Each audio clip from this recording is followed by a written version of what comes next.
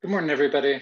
I'm Leif Nelson, and thanks for coming to the Data Colada seminar series for our first of these in many, many months. And it is my pleasure today to be introducing Alex Rees-Jones, who will be presenting, in addition to our great set of panelists, Lamar Pierce, Sally Sadoff, Paul Ferraro, John DeQuitt, and Anya Samek.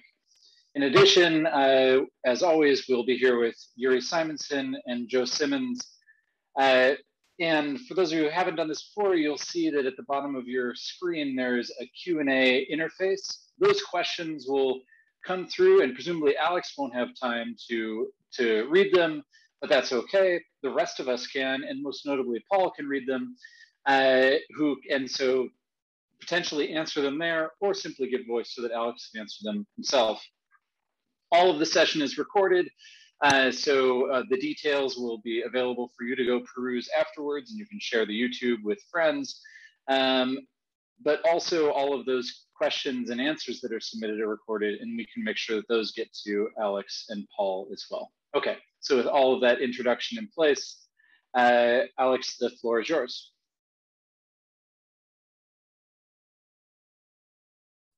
Thanks very much. So yeah, it's great to be here. Thanks to all the panelists who've taken their time to join in, to all the people who I assume are watching without videos on. So I'm Alex Rees-Jones.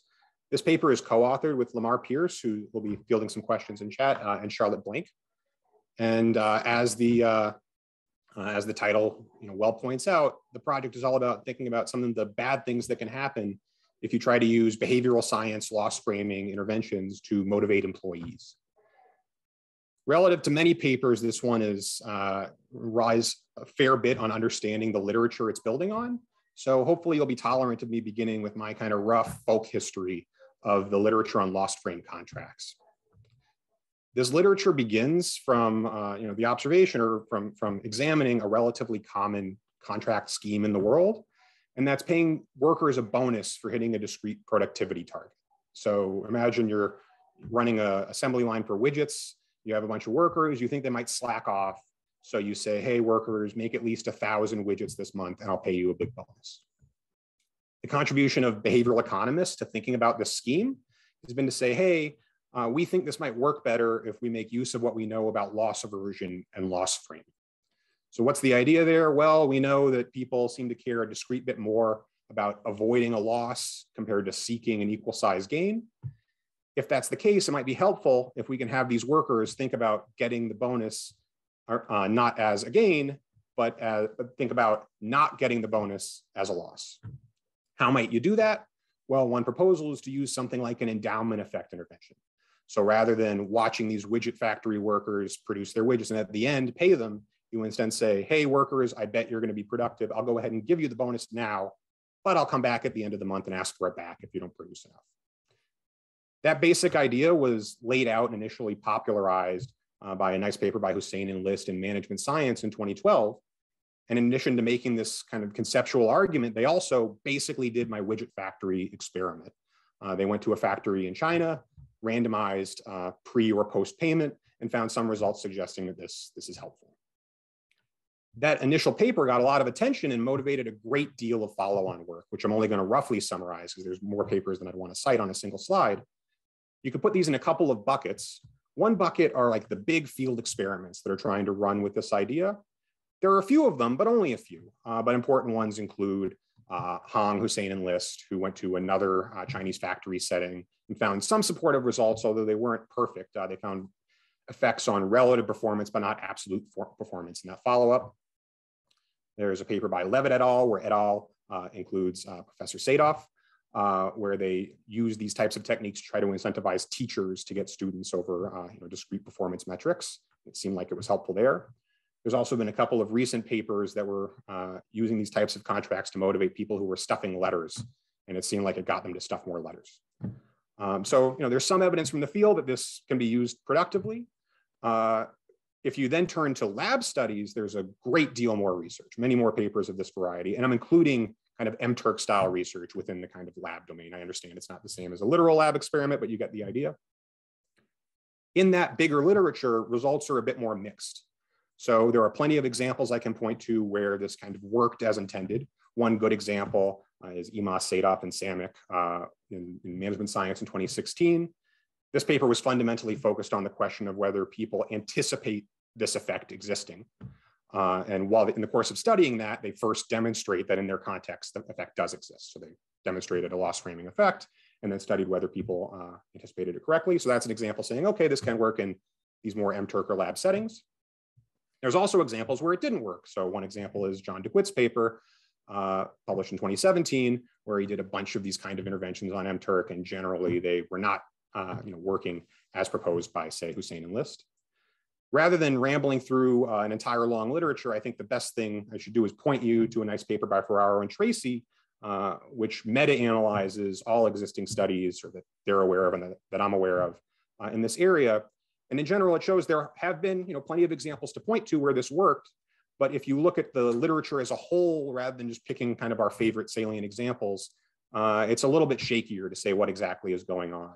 And in particular, they show some evidence suggesting that some of our claims are influenced by underpowered designs and publication bias.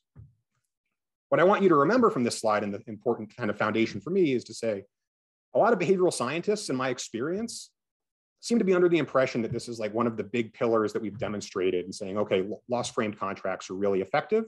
Lots of people seem to be running with that idea. And there's certainly good examples of it. But the current state of the literature says it's a little shaky. And that's something that we're going to dig into a little bit in the context of discussing our setting. So what do we do in our paper? There's basically three distinct pieces that I would call like a little advance in the literature. The first and main one is some empirical results we present.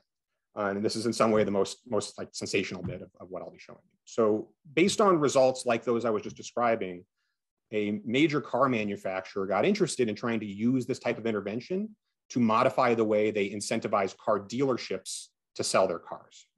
We worked with them to run an RCT on that. I think this, certainly within this domain, it's the largest RCT ever run. It's in the running for one of the biggest behavioral RCTs ever run. In the course of our experiment, we randomized the assignment of $66 million in bonus payments to either being paid in the gain frame after the fact or in the loss frame before the fact. And the interesting thing we found was that it kind of worked counter to the description of Hussein List. So in particular, dealers that were randomized into the loss framing treatment sold fewer cars that were less productive.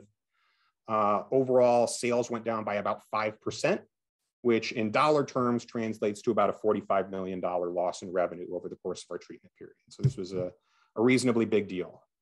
That's interesting. The next step we'll want to take is to say, okay, well, what is going on? Why did this backfire? In order to get at that, we're going to design some new techniques that help us look at the distributional consequences of a treatment. So rather than just saying, did average sales go up and did average sales go down? We're going to try to dig into how the whole distribution of sales changed in response to a treatment. And I'll show you basically some expected results about it motivating people right around the target threshold to say work a little harder or not. Using that approach, I'll be able to show you some evidence that suggests the problem is an interaction this policy had with multitasking incentives that dealers face. So going back to the widget factory example, something we know well from existing literature is that if you're trying to incentivize widget workers and they have multiple types of widgets, like red widgets and blue widgets, if you offer them targets for each, sometimes they'll be kind of close to the red widget target and focus on that in an inefficient way that neglects making blue widgets when they should be doing that. Something similar is happening for us where there's different groups of cars facing different bonuses. Now that's something that's not been discussed at all in the existing literature. They've been studying domains with single tasks, so it would be easy to miss this. Given all of this, we want to return to the theoretical question of why is it that we're getting different results than have previously been claimed? How much of it's about multitasking versus other things? The approach we take is to write a simple economic model that's quite a bit more general than what's been used in this literature thus far, and try to prove within that domain, like, is loss framing supposed to be helpful? It's not. In the most general case, it's an ambiguous result. Sometimes it should go one way, sometimes it should go the other. I'll be able to show you that this isn't contradicting any existing literature. So a few papers out there, including the paper by DeQuitt and the paper by Emas, Sadov, and Samick, they both have propositions that say we can prove this should be helpful. And I'll show you that those papers are studying models that have a few conditions that mean that within my model, they are predicted to be helpful there. but they're restricted and they're not considering the most general possible settings. And there are kind of corners of situations you can imagine where you wouldn't be able to prove those claims. So we'll get to the bottom line that it's not generally true that we should just be asserting loss aversion is always supposed to be something good to induce in your workers. And we'll be moving towards a little bit more of a nuanced discussion of that. With no further ado, I'll start talking about the substance of the paper, unless there are any high-level comments anyone has. Great, so keeping on here. Let's talk about how this study got kicked off in the first place. This all began because executives in a major car manufacturer heard about this behavioral literature and said, hey, this might be really helpful to us. Why would they say that? Well, the car industry in the US, at least, is really heavily kind of organized around these types of bonus schemes. Here's the rough idea why. If you've bought a car before, you probably did something, or bought a new car before at least, you probably went to a car dealership. These car dealerships are kind of independent entities that you can think of as intermediaries between the car manufacturer, so some big entity like Toyota or GM or Ford or something like that, and you. Because of concerns about monopolistic behavior, as well as some kind of more political reasons, over time, a lot of restrictions have been put on how manufacturers can interact with consumers. So they basically have to go through these third-party intermediaries to get their cars to you. They're restricted in how much they can vary pricing. And so what happens is they sell at kind of a fixed wholesale price, these cars to the intermediaries, and then they sell them to you at a markup. The problem is the manufacturer doesn't want them to have a markup, because when they manage to negotiate more money out of you for the car, none of that money gets passed along to the manufacturer. So what the manufacturer wants them to do is just sell as many cars as possible for a low markup as possible. So what they do is they put really big bonuses in place that are purely based on quantity, that are not rewarding markup at all. That's something that's used by many car manufacturers, including our own. It's typically administered by third parties, for example, by Merits, the company my co-author Charlotte works for, who manages the scheme we'll be talking about today. The default way to do this is they're keeping track of the VIN numbers of all car sales that are occurring. And then at the end of the month, they count them up and verify them and send them the bonus. And they're saying, hey, given what we're hearing about this behavioral econ literature, what if we just prepaid it and then ask for it back later if they don't achieve that? Now, let me give you some more specifics about what these bonus contracts actually look like. So again, these are, I now need to get into more details about this manufacturer. You probably have inferred by the fact that I'm not telling you who the manufacturer is. We're under some restrictions and NDA on that. So I'm gonna have to use some slightly, some terms that do not reveal which one it is. Forgive me for using slightly, vague language in a few places. The thing I have to do right now is, so please go ahead. Sorry, can I, before getting into the details, I mean, one thing that the literature would highlight is that it's not the timing is not the frame per se. It's the timing that changes how you think about the bonus or the loss that affects the frame in the worker's mind. Yes. So it's entirely possible that post-payment in the status quo could correspond to loss framing if it's described to the worker in such a way. Can you tell us anything about the kind of status quo contracts, how they're described to these dealerships? Does that make sense? I understand how they're described to the dealerships. I mean, these. Can I add to that? I think Sure. that if you have a bonus that you expect to receive at the end of the year or the end of the month, that can often be a reference point. It's hard for us to demonstrate that explicitly as researchers, but I think we sort of believe that people have an expectation about what they're going to receive. And so that might already be a reference point that they don't want to fall short of. Understood. Yeah. And so, please go ahead. I think I was interrupting someone. Oh, I agree with Sally. Yeah. Yeah. So, so absolutely. So I was offering one hypothesis for a way reference points can move around, saying, imagine you're thinking of it as a gain. Imagine the endowment makes you think of it as a loss. It could be that not everyone in the gain domain thinks of it that way. It could be people have expectations-based reference points. If people have expectations-based reference points and we change the timing, then this shouldn't do anything. If not everybody is switching in response to our treatment, then our treatment is getting kind of, treatment on a partial set of treated. So I absolutely won't insist to you that I'm sure that everyone, thinks of the reference point in this way. I do think it's reasonable to think at least some people might respond to the endowment framing. And if I were wrong, we would just find nothing. So that's my response. Is that engage with the substance of these questions, or what do you think? I guess the key thing is that the status for the people that are not switched to endowment framing, their contract remains exactly the same, because if Yes. they get gain framed more, they get the gain emphasized more, then that you don't know if you increase the effort of the treatment group or decrease the effort of the control group. Understood. So yeah. So it is important that we keep things constant. I agree. Yeah. So period. I agree. Okay. So moving back on to talking about the actual structure of the contract. This manufacturer has two lines of cars that they make and almost always sell on the same lot, but they're run under administratively distinct units. As a result, they run their own bonus schemes. They're running the same bonus schemes basically in structure, but different cars are counting towards different ones. Let me first direct your attention to this one here. This is the group that captures most of the cars they sell in their lot. The way these bonus schemes work is you deal each dealer a target. That target is a rolling average of sales in that month across the last 4 years. There's a lot of seasonality, so they do it in a particular month to account for seasonality, and using the dealer's rolling average kind of accounts for differences across dealers in size and things like that. The bonus they get is nothing until they get to that target. Once they get to that target, they get $100 per car that they've sold. Now, if the average target in our data for this group is a bit over 30, so let's say it were 30, that means they immediately get $3,000. You might say, oh, $3,000, like that's a pretty big bonus compared to much in this literature. And sure, but that's actually the sucker prize in the context of this incentive scheme. What really matters is getting to 110% of the target. And at that point, they kick up the incentives, again, applied retroactively, to either $700 or $800 per car. Evaluated at the average, there's a $22,000 jump in the bonus that occurs for selling that single car on the margin. So really strong incentives when you're getting close to here. That's for what I call the large bonus model group. I call them the large bonus model group because it's one with a higher target and thus a higher discrete bonus, and thus like more of a loss on the line when it's loss framed. There's also another group that sells fewer cars per month, typically about 15 to 17. And they face the same structure, but their jump is only $12,000, which is less, but still nothing to sneeze at.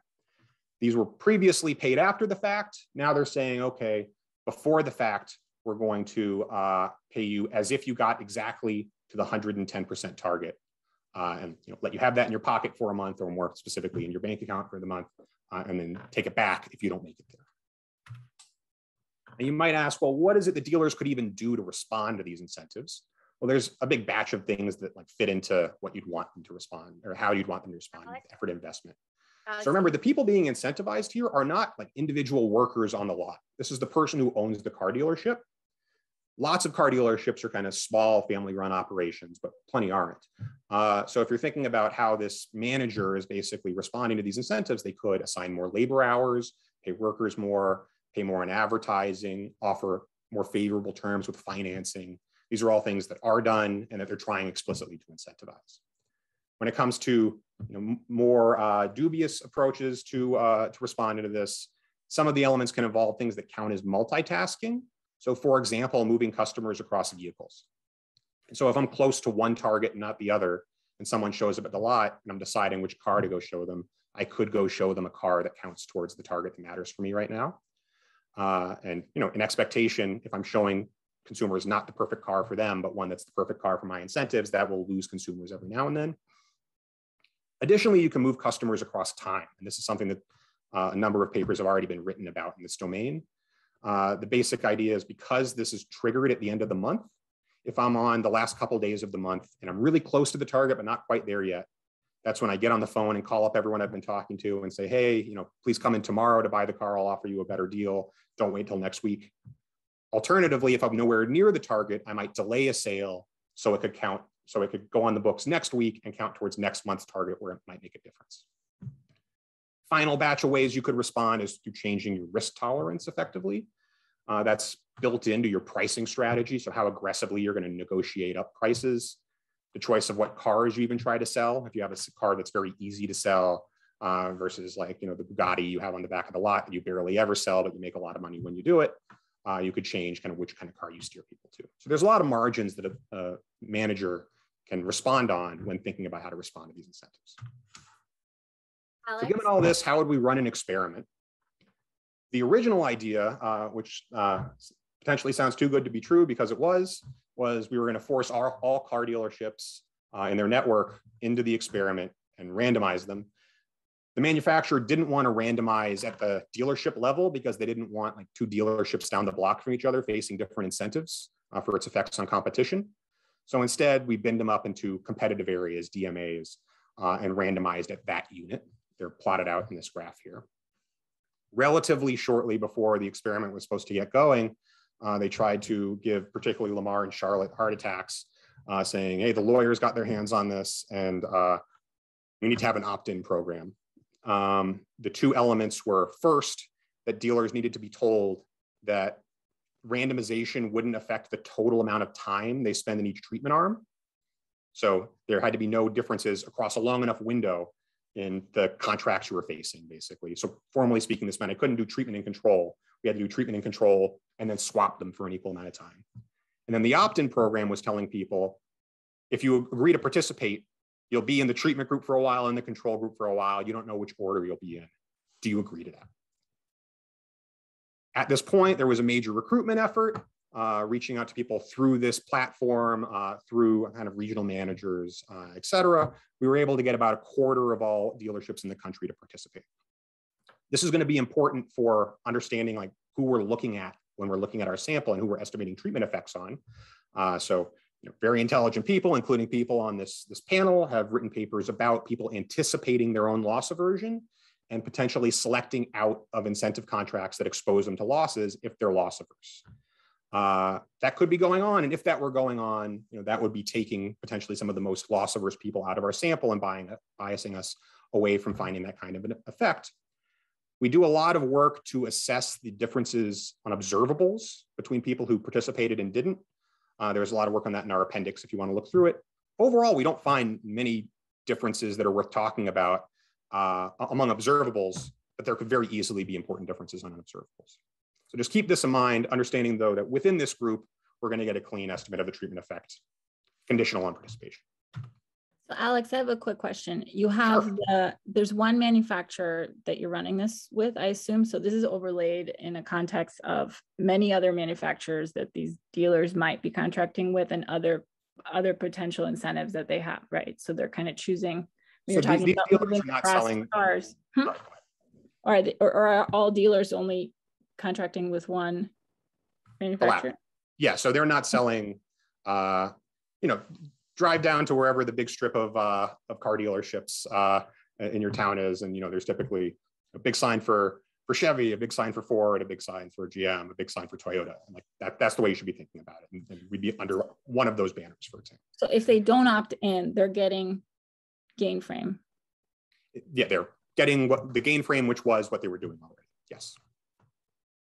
Okay, so that's where you're saying when they opt in, they already are aware that there might be this loss aversion component. So you might see selection. So the pitch is you will be randomly assigned to this new loss framing thing. You don't know when it'll happen, but you have to agree to be subject to it at some point. That's what you have to agree to be in the experiment.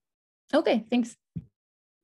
So I think the question from Sally and me earlier is relevant here because typically when we run these experiments, we don't tell people about the other treatment because we're precisely concerned that changes the psychology of the treatment that they're getting.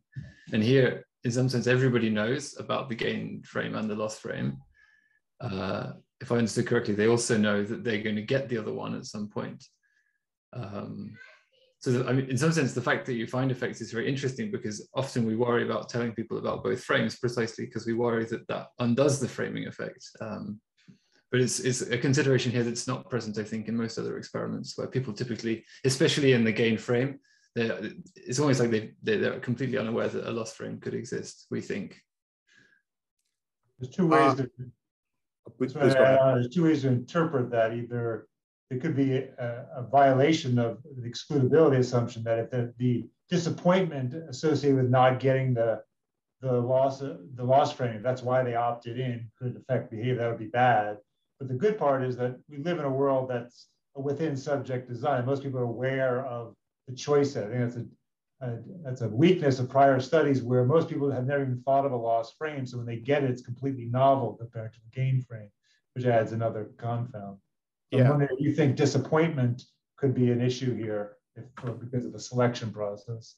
So disappointment of the variety you're talking about would go against our results, I believe. I mean, if I take the point you're making, John, and the best thing we can do empirically to get at this type of concern is one exercise we do is rather than comparing the treatment and control group in our experiment, we've also compared our treatment group to synthetic controls constructed by non-participants.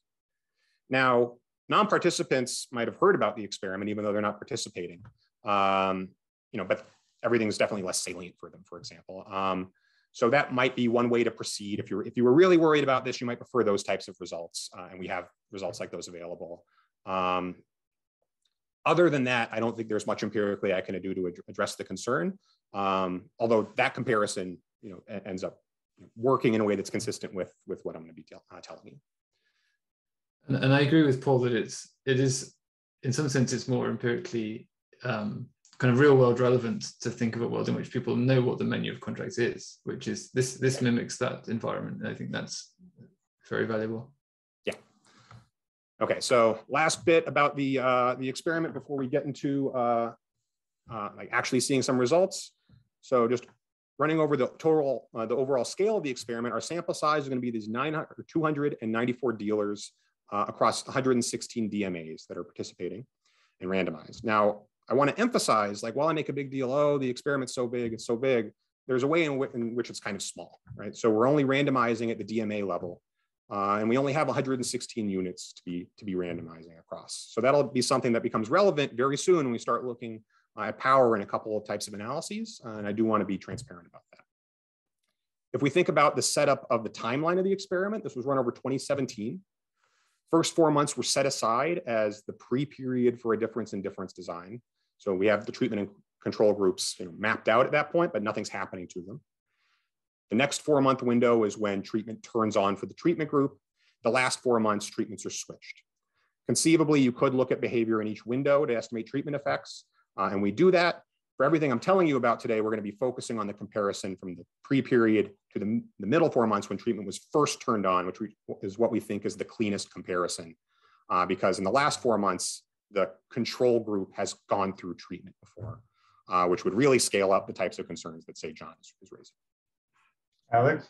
Yeah. Point out another contribution to your study is of the 20 or so lost frame studies that are out there, this is the longest post-treatment period. I mean, the longest is the Saint List, which is only 4 weeks, and most of the studies are a couple of hours of behavior. So this is a big advance in terms of looking at whether or not these have effects over longer periods of time. Thanks. Yeah, I agree. To go back to saying this is a really big study, that argument is based on the financial incentives. The participating dealers here were selling about 15,000 cars a month for about $600 million in revenue. Okay, so let's see what actually happened. I'm going to go through this table relatively slowly. What I'm walking you through here are basic difference in difference results. First thing to draw your attention to is what's going on at the bottom of the table. So this is telling you kind of what each column is presenting. I'm going to separately present results where I'm predicting the total sales or pooled sales, and then I'm predicting the sales for the large bonus model group and the small bonus model group. Let's first focus on the pooled group. The first column is just the simplest difference in difference regression, where I'm predicting the total number of cars sold in a month with your treatment group, the treatment period, and the interaction, which tells you if you're in the treatment group when treatment is turned on. That's what's supposed to estimate the causal effect. In further specifications, the second and third column, I'll layer on month fixed effects, which account for seasonality in a more non-parametric way, and dealer fixed effects, which lets dealers have different averages, basically. None of that should matter if we didn't mess up randomization, and we didn't mess up randomization, but you'll be happy to know we didn't mess up randomization. Here's what you see. So what these numbers are telling you is in a treated dealer, when treatment is turned on, where treatment is the loss framing treatment, they're selling about 2.3 fewer cars per month. That's on a baseline of about 50, which is where that 5% claim came from. It's remaining very stable as we add in month fixed effects and dealer fixed effects. Now, going back to that issue about only having 116 units of randomization or to randomize over, Our standard errors here aren't super small, and I'd certainly wish they were smaller. Concretely, if you go through and calculate the p-values, we're looking at things that are kind of in the middling significance range of p 0.06 to 0.08. Particularly among this audience, it's a large crowd of people who are really committed to the idea that we shouldn't care so much about being just over the 0.05 threshold, and this paper is the litmus test about whether you actually believe that or not. That said, I don't want to entirely just be joking about not having super high significance here. I'm going to show you more statistically diagnostic results soon. I would characterize this as saying it looks like it went in the wrong direction, but things aren't like nailed tight. Now we can break things down by which group of cars we're looking at. Let's first look at that group that had the higher volume, that's the higher targets, and that's the higher bonus that was prepaid. Among that group, we see basically nothing. So we're seeing small positive effects. That first one of 0.02, it means they sold on average 0.2 cars more per month under treatment in the treatment window. That's not statistically different from 0, nor is it anywhere close to that. We can then turn to look at what happens in the small bonus model group in the treatment window, and there's where the effect is being driven. So we see a 2.6 car decline in sales per month under the loss frame contracts. And that's happening off a baseline of about 16 cars sold per month. So it's big in percentage terms. P-values are ranging from 0.05 to 0.07. So this is the initial kind of wave of results. This is a non-pre-registered study, but you can tell from the design that this is the kind of thing that we had in mind at initially doing. And this is the stuff we were running immediately upon doing the experiment, and the stuff I present that follows is kind of more exploratory work that we built afterwards. Can you comment on the size of the coefficient on the assignment of prepaid treatment? So they're not significant, yes, but they're not small. They are not small. So this is something we talk about a bit in the paper. There is a slight imbalance in the average sales depending on treatment and control group. This is driven by a really annoying DMA. So there is one region that has 5 of the 6 highest volume dealers in the country, and they're like really big. They're not just like a little bit bigger than the rest. They're major outliers. And so whichever treatment group got that DMA was going to be out of balance in total sales. In the robustness part of the paper, we reproduce these tables throwing out that DMA where things are more balanced and you still get the results. But yeah, that's where that's coming from. Alex, can you hear me? I know. I can, yeah. So can you comment on 2 things? What does this look like if you look at meeting the threshold for these? And also, can you say a little bit about why the incentives are designed the way they are? Is it purposely like this, that there's a larger bonus and a smaller bonus? Yeah. Because somehow the manufacturer benefits from that, or is this accidental? So, okay, answering these in sequence, if we're thinking about the probability of hitting the target for the large bonus model group here, this is going up a modest amount. I'm forgetting if it was 1 percentage point or 2 percentage points, but it's one of those 2. This was a major decline. So this is about 8 percentage points less likely to hit. So more likely to hit the big target, less likely to hit the small target, with imbalance in the magnitude of the size. And what is that? Can you say what that does on net to the bonus they receive? That specific, let's see. So I don't have a number. I don't have the number on the top of my head to give you that. For the pool, maybe for the pooled estimates, are they getting larger bonuses under loss framing? Are the dealers? Differences there are, kind of in the statistically not super strong range, because there's the beneficial effect of being a little bit more likely to get the bigger bonus. So let's think about the averages. The large bonus is about twice the size on average of the other one. So if you increase the probability of getting that by 2% and decrease the probability of getting the other one by 8%, the net effect is a bit negative, but we have power problems for these analyses. And then so the other question you asked was, what is the motivation for the design of this contract? So, if you ask an economic theorist to characterize the shape of the optimal incentive contract, this is not going to be what they would write in general. We normally have kind of smoother types of contracts than these. This is something we've talked about with them quite a bit, and they're pretty insistent they think this is a good idea. I think a major reason why they have these just dramatic discontinuities, which seem a little crazy from an econ theory perspective, is because it makes things really easy to understand for the dealers, right? So if you have some sort of elaborate nonlinear contract, marginal incentives are moving all the time, you have to do some calculus to figure them out, and like car dealers aren't going to do that. Whereas here, you just tell them, hey, have you sold 30 cars yet? Because if not, there's like major financial incentives to get out there and work harder. And that's something that's outside of our models typically, but that they think is really important, and I think is really important. In terms of the question of whether they're intentionally offering lower bonuses for this group than that group, I don't believe that is an intentional feature meant to disincentivize one with respect to the other. And indeed, marginal incentives, once you reach both of these, are pretty comparable. It's just a feature of them taking one template for a contract and applying it to both of these in the same way, where it depends on their target, which is a rolling average. And if that rolling average is less, it will be less. So at this point, I want to move beyond that initial diff and diff result. The thing I want to think about is digging into a couple different stories for what could be going on. One natural explanation that you could be thinking about right now is saying, okay, the line of cars that had the bigger check on the line that was burning a hole in your pocket, you didn't want to lose, that one sales went up just a tiny bit, not significantly so. And the one where there was less of a loss on the line, that seems to be where they kind of stopped working to sell. This could line up with kind of a cannibalization story where you say, okay, I now am more concerned about losing my bonus. I'm going to focus more on the big bonus, so I'll make sure to focus my attention there and divert attention away from the thing with the smaller bonus on the line. That's something we want to explore. There's a variety of other things we want to explore at the same time, though, that are all kind of related to how the distribution of sales is changing. Because if you're thinking about part of the power problem we have in these analyses, the theoretical prediction is not that the average should move around. I mean, it will lead to the average moving around, but that's not the most nuanced prediction. If you're loss averse and we turn that on, that should matter a lot. If you're kind of just in the region where you might be able to avoid a loss, that's where you should be hyper incentivized to work a little harder.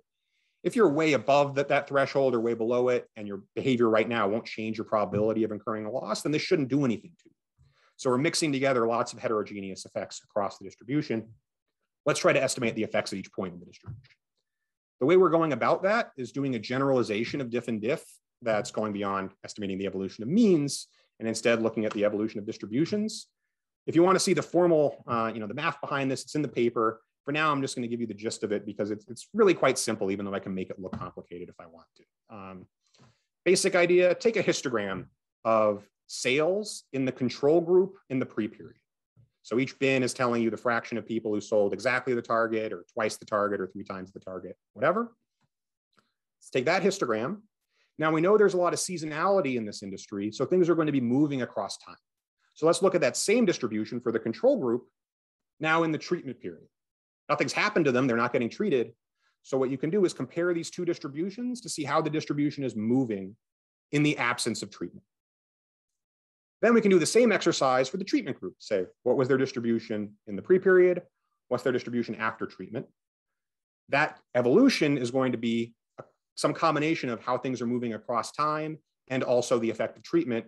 We can use the evolution in the control group to difference out the evolution across time, and we arrive at our estimator.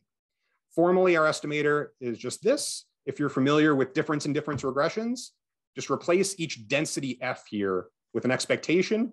And this is the difference in difference equation. We're just replacing expectations with densities. So not super conceptually wild. Here's what you get when you do that. So we do quite a bit of this in the paper. I'm only going to show you one graph of it today, and this is kind of the important graph. The x-axis here is scaling the number of cars sold as being relative to the clawback threshold. So at 100%, that's where you hit that big target where if you get past this line, you get to keep your bonus. And if you're down here, you don't get to keep your bonus. The x-axis is telling you our difference in kernel density differences. If it's 0, that means the distribution didn't change at all at that point. If it's positive, that means more dealers ended their month at that value under treatment. And if it's negative, fewer dealers ended their month at that value. So first, let me direct your attention right here. So what this is telling you is that if you're if you're a dealer who's been assigned to the loss framed treatment, in the months when that's happening, you're much less likely to end the month just right before hitting the target. So if your target's 30, you're less likely to reach the last day of the month and say, oh, sorry, I only sold 29 cars.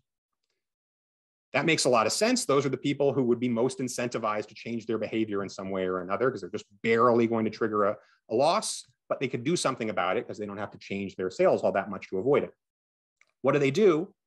Well, some of them move up to this other point of excess mass. So we see there's an increase in probability of ending the month just over the target. Rather than ending the month with 29 towards your target of 30, you ended the month with 31 towards your target of 30. That makes a lot of sense. That's exactly consistent with what this is supposed to do in like the Hussein and List type framework, where it motivated you to get a few more cars sold to be a little more productive. That's not all that's going on in this graph, though. You also see some moving down. So what could that story be? One possibility is at some point you realize, oh man, I'm going to end the month at 29 cars, just shy of my target of 30. That's going to be embarrassing. I'm now discouraged. I'm going to play video games rather than selling cars. Another possibility is you redirect your efforts in other dimensions. You say, I'm not going to hit this target, or I'm worried about the probability of hitting the target. So instead, I'm really going to focus my time on that other model group and make sure I hit that target instead. And an exercise we do in the paper is we go through and condition on where you fall in this graph for the large bonus model group and see what sales look like for the small bonus model group. And indeed, we see while overall sales for that other model group are going down, if you end the month kind of stuck in the hump down here, the other model group sales are actually going up. Now, one other thing to emphasize for you, in the difference in difference regressions I was showing you a minute ago, remember, this was where we saw a null effect. There was no difference on average in large bonus model group sales. What I'm showing you here is that doesn't mean that nothing happened in response to the treatment. Actually, there are statistically detectable changes in the distribution, and they just cancel each other out, right? They're much less likely to end the month just barely triggering a loss. Some people worked a little harder in this domain. Some people worked a little less hard. That averages out to a zero effect, but it doesn't mean that the distribution hasn't changed. Alex? Yeah. So in the different diff regression, there was some baseline differences. If you just plot this for the diffs, do you get a flat line or no? Plot this for, you mean the, okay, I can probably show you this. Is that what you're asking for? So this is the, let me tell you what you're looking at before I ask you if it's what you're asking for. So this is the total sold vehicles over time. Over here is the pre-period. Then here is the treatment period. And you're seeing the treatment group's evolution, the control group's evolution, and then the changes in the treatment period. This is what you're asking for, right? Or you tell me if it's not. No, I think, if I understand correctly, the graph you were highlighting with the sort of the U or M shape. So this is the diffs and diffs, right? So this is how people change across conditions before and after, but you have the distribution instead of just the mean, correct? I see, yeah. Yeah, so I think he's looking for figure 3, yeah. Sorry, what was that, Lamar? I missed it. I think he's looking for figure 3. Figure 3. Which is the pre-period, yeah. Oh, okay. If you just compare the, so figure 3 was a pre-treatment. I think he's asking for post-treatment, yes. Right? Oh, you are? Well, you're asking for pre-treatment. Okay, so there is a figure in the paper. Actually, maybe it's at the end here. That's just showing these histograms. Yeah, okay, this is maybe what you're asking for. This is just showing the histogram in a different format of where the sales occurred at the end of the month in the treatment group and control group prior to treatment.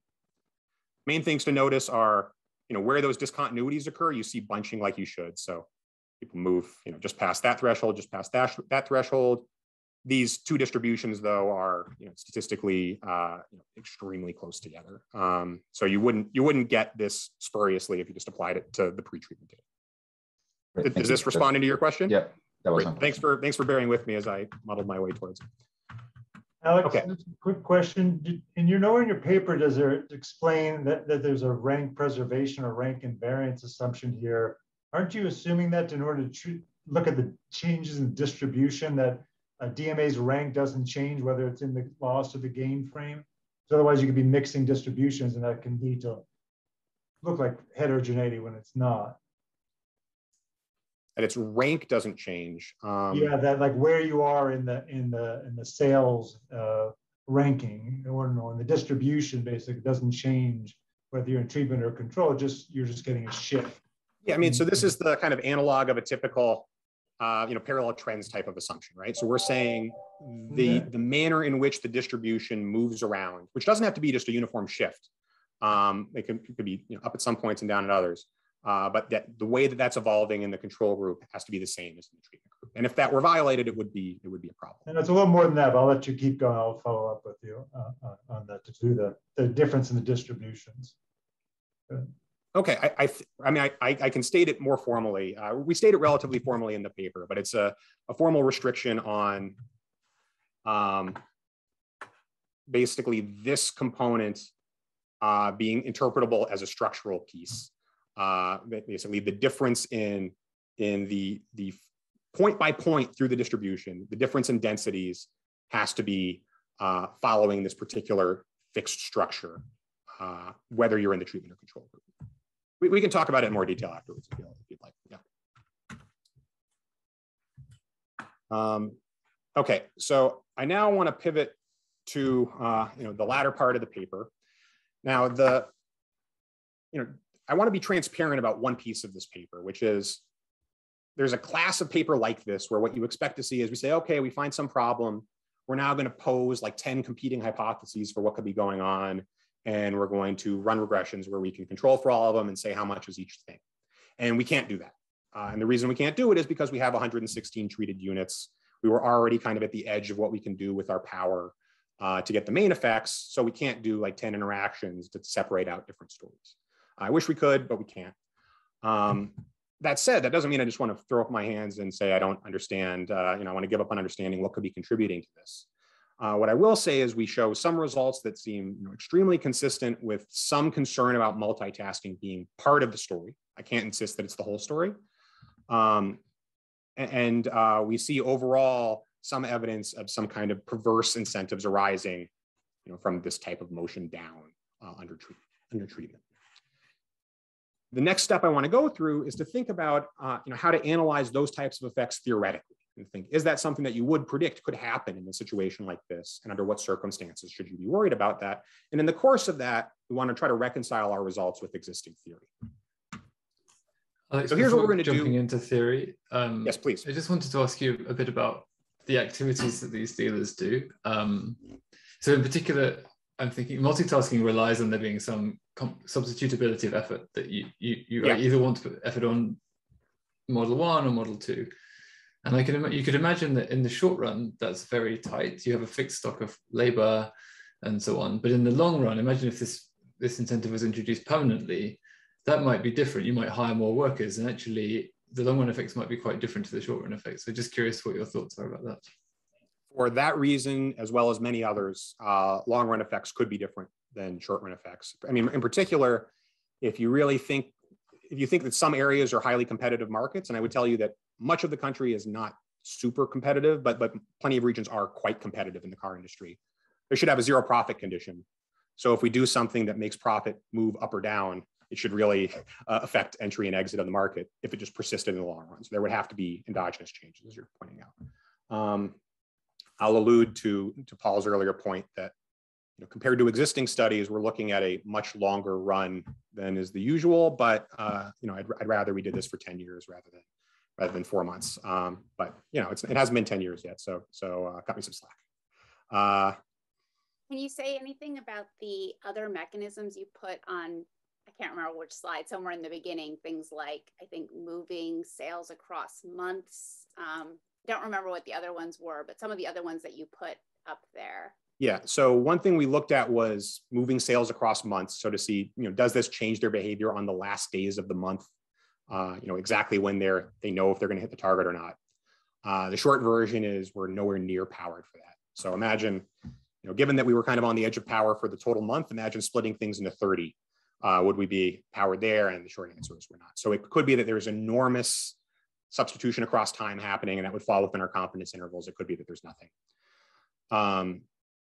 Other sources that are harder for us to get at are looking at how they change their pricing strategies. So, how aggressively they're marking up cars and things like that. And we have the manufacturer's data, and they don't share, the dealers don't share the markups they're actually charging. And they don't want to, because if they told the manufacturer how much they were charging, the manufacturer could optimally respond in their wholesale pricing. So there's a class of interesting questions there that we can't get at. Okay, so back to the theoretical results. Overall goal, pose in as general a model as we can muster the question, is loss framing predicted to be helpful? The general answer will be that it's ambiguous. In environments where productivity, we're shifting up productivity is the only way to avoid losses, we'll be able to say, yes, that's a case where you really want to induce loss framing, and that'll map onto a couple existing papers. In other environments, and I can give you pretty natural examples of them, it'll be less useful. I understand in this audience, we have a big mix of backgrounds and not everyone's an economic theorist. So bear with me, I'm gonna flash some theory at you, but mostly I'll just be talking through it conceptually. So conceptually, I'm imagining a worker, an agent, let's call this the car dealer, who is thinking about how to run their dealership in a given month. We can talk about this in abstract terms like productivity and things like that. For now, I'll just talk about sales because that's the productivity that we care about right now. This car dealer faces some contract fee that takes as an input the sales they make and pays them some money based on how much they sold. What does this dealer care about? What's their utility function? Well, their utility function takes as an input the bonus they get, and the dealer likes money. And it also takes as an input the idiosyncratic costs they face, and they don't like that. So this is having to buy advertising, having to pay your workers, all the things you do to sell cars. You sum this up across different dimensions. So for the different model groups, for example, you can add this up separately. At the moment you're making your decision as a car manufacturer, you don't actually know what this looks like. You just have expectations about what it'll be over the course of the month. So at the time you have expected utility given by integrating this over the full distribution of sales and costs you might face. That will be a function of the way you choose to run your dealership, and that's the choice the dealer is making. They choose some discrete sales strategy, which determines everything from their advertising strategy, their labor strategy, et cetera, that will determine the distribution of sales that are possible and how much it'll cost, and that's what they care about maximizing. If we're thinking about how loss aversion plays in, let's imagine, under the model of the reference point we discussed earlier, that the principal has some ability to move your reference point from 0 to some positive number. So make you move from thinking of things as all gains to making you think of some of them as losses. If you do that, what it's going to do is steepen utility by a fixed amount, lambda. That's the excess weight on losses across the loss region. This is a kind of complicated representation of it, but this is exactly what you would get if you had a piecewise linear prospect theory piece. So just with loss aversion, no diminishing sensitivity, and you move the reference point up. Sorry, one other thing I need to define here is that a statistic that we'll have to work with and that all of our theory revolves around is something called the loss exposure of a selling strategy, which I've written obnoxiously complicatedly here, but that's basically the average size of a loss you will face if you choose to run your dealership in a particular way. With all that, we can now write some propositions that are embarrassingly simple. Basic one that's more formal in the paper, but that I'll go through kind of colloquially now. It says, inducing loss aversion makes one strategy look more favorable compared to another if that strategy that we're focusing on has lower loss exposure. Furthermore, if you're loss averse enough, I can get you to choose the option that has lower loss exposure by turning on loss framing. What's that mean in even simpler words? Loss framing makes you want to avoid loss exposure. So that's like the simplest claim I can make in the world. It's borderline embarrassing to write something like that as if it were a proposition. But the thing I want to emphasize right now, though, is that is the full empirical content of the model that we're working with here. And that's a slightly different claim than the typical one repeated colloquially that loss framing motivates effort. So effort's one way you could get this done, but it's not the only way. So let's talk about situations under which we should believe the common wisdom versus not. Another proposition we can prove is if you have different strategies and one of them leads you to basically shift the entire distribution up in a way that satisfies first order stochastic dominance, that type of strategy is incentivized by loss framing. Now, why is that worth talking about? Well, this nests a bunch of special cases. One is a case where there's not uncertainty. So you're just saying, I can pay $10 and sell one car this month, or pay $20 and sell two, and I know for sure that's the outcome. Those deterministic strategies will fall in this bin, and we know loss framing will be helpful there. Additionally, you can look at environments where the sole role of effort is to kind of uniformly shift up a distribution. That's a feature of the models and the papers of Emas, Sadoff, and Samick, as well as DeQuitt. And those papers have propositions saying, hey, this should be helpful. And indeed, our model would say that too, because you're in this domain. So what are the situations where we would disagree and say we get a different result? Well, one thing that's sufficient to get a different result is having multiple incentivized dimensions. So again, this is something that Holmstrom and Milgram have long popularized as an important case where like perverse incentives arise. So we're going to say those perverse incentives get worse. So imagine there were just two ways to run your dealership. One way, you know for sure you'll hit the target for both cars. The other way, you'll be one below the target for one group of cars and 1,000 above for the other. If you're scared enough about losses, being one below the target will scare you off from taking that other strategy. But if you're the car manufacturer, you'd say, oh, I really wish you'd do the one that cost one of one type of car, but got you 1,000 of the other type of car. That's an example of how you can get non-expected sales maximizing behavior in this kind of domain. Is it all about multitasking? Well, no, you can even do this with univariate domains with just risk involved, where we can say, for example, give you a gamble where there's a 50% chance that you're one below the target, a 50% chance that you're 1,000 above the target, and compare that against just hitting the target for sure. And if you're loss averse enough, and I understand this example is extreme and require extreme loss aversion, but if you're loss averse enough, you would be scared away from taking this very favorable gamble. And that's the thing that loss framing can do in this type of environment. So bottom line, in the most general case, you can get these types of reversals of what it'll do to expected sales, and it operates through these kind of gaming behaviors. I'm not insisting existing claims are wrong, but that they're limited to particular environments where you're not worried about gaming. Whereas in the car industry, we're really worried about gaming, and people were worried about that before our paper. I'm basically out of time, so let me wrap up. One sentence takeaway of the paper is that a lot of behavioral economists treat this as kind of just a uniform claim that we can make. Loss framing is a good idea for almost any employer. We're telling you, no, it's more nuanced than that. There are cases where this should backfire, and indeed, with the field setting where we worked, we found a pretty costly backfiring. As behavioral econ proliferates, and as we're getting more involved in the business of offering advice to policymakers and to businesses about how to design these incentive contracts, I think we need to get more involved with discussions of this kind of nuance versus just claims about main effects. And that's what we're trying to push towards. That said, while I've been reasonably down on some of the behavioral claims in this domain, I do want to emphasize this paper is supporting the idea that loss aversion is an important consideration in a very big industry. So even though it was bad here, it still existed and moved around tens of millions of dollars. And that could be viewed as a success for as a demonstration of the influence of behavioral economics in the field. With that, I'll wrap up there. And if there are any remaining questions or comments, I'm happy to take them.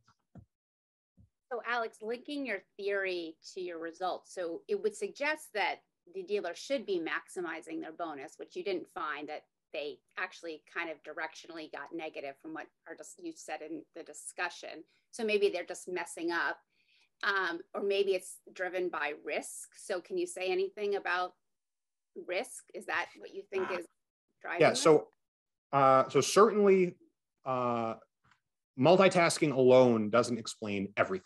It seems like it's going on, but it's not explaining everything. We wanted to study risk. The best ways to get at risk would be looking at how they change their pricing strategies.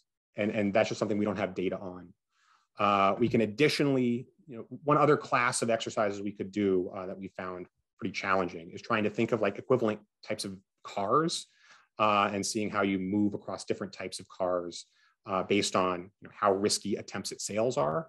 But that too is basically complicated enough that we're not sure how to do it well. So bottom line of this is I wish we could do more about risk, but I don't have a great idea for how to go about it. That's great.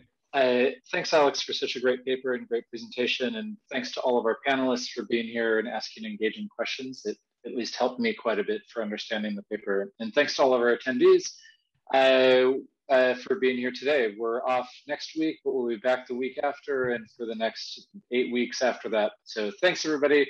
Enjoy your weekends. Thanks.